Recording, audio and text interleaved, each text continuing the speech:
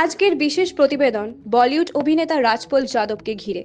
Cheque bounce মামলায় 6 মাসের কারাদণ্ড, দিল্লি হাইকোর্টের কড়া মন্তব্য, তিহার জেলে আত্মসমর্পণ এবং চলমান জামিন শুনানি, সব মিলিয়ে চর্চার কেন্দ্রবিন্দুতে এই জনপ্রিয় অভিনেতা। কি এই মামলা, কোথা থেকে শুরু, আর এখন ঠিক কোন পর্যায়ে দাঁড়িয়ে, চলুন বিস্তারিত জেনে নিই। 2010 সালে একটি হিন্দি ছবি প্রযোজনার জন্য রাজপল যাদব প্রায় 5 কোটি টাকা ঋণ নেন বলে অভিযোগ। নির্ধারিত সময় টাকা শোধ না করতে পারায় তিনি যে চেকগুলি দেন সেগুলো বাউন্স করে। এরপর ঋণদাতা সংস্থা নেগোশিয়েবল ইনস্ট্রুমেন্টস অ্যাক্টের 138 ধারা অনুযায়ী মামলা দায়ের করে। সূত্রের খবর, প্রথমে ঋণের পরিমাণ ছিল প্রায় 5 কোটি টাকা, তবে সুদ ও আইনি খরচ মিলিয়ে বকেয়া টাকার অঙ্ক বেড়ে প্রায় 9 কোটির কাছাকাছি পৌঁছেছে বলে আদালতে উল্লেখ করা হয়েছে।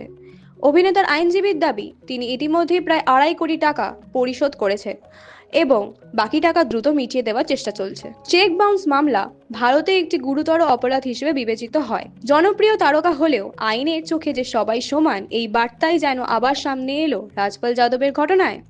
এই মুহূর্তে সকলের নজর পরবর্তী শুনানির দিকে। তিনি কি জামিন পাবেন, নাকি জেলেই কাটাতে হবে সম্পূর্ণ সাজা? আমরা নজর রাখছি। আরও আপডেট পেতে আমাদের সঙ্গে থাকুন।